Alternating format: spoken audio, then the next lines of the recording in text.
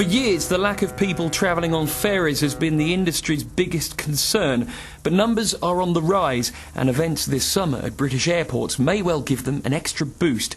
William Gibbons is the director of the Passenger Shipping Association.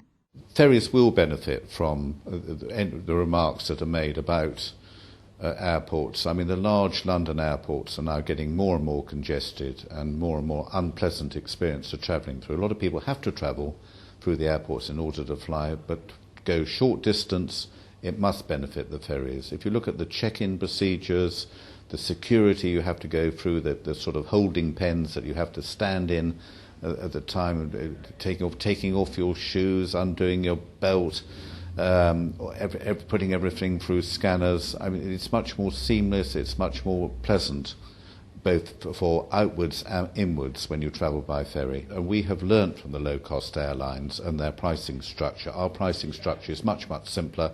If you go on the internet, you'll be offered the cheapest price for the crossing you want to go onto, or you'll be offered the alternatives.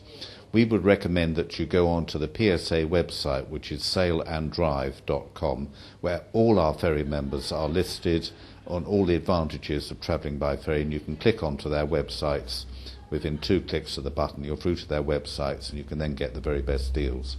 How environmentally friendly is taking the ferry when you compare it to flying? Generally, we believe that going by ferry is greener than flying, especially if there are 2 or more people in the car.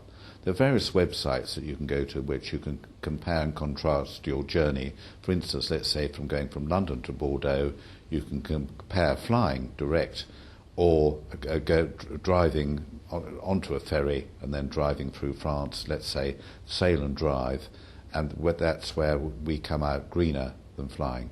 The great thing about ferry is you can take all your gear, as much gear as you want in your car and your van, or you can tow a trailer, you can take a caravan if you're a caravaner. So quite clearly, for any activity holidays, which is within, let's say, a range of, 500 miles of a ferry port, then travelling by ferry with all your gear is obviously the way to go. What else do ferry companies have to do to make sure that this trend continues? What ferry companies have to do is to keep demonstrating to the public that we've learnt a lot in the last few years, that our pricing has become more flexible.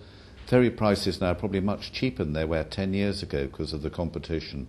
You can now, tomorrow, you can actually do a crossing with a family of 4 on the Dover-Calais route and back for £100. So the message would seem to be that when planning your next trip to the continent, island or the British Isles, there is a hassle-free, green and economically viable alternative.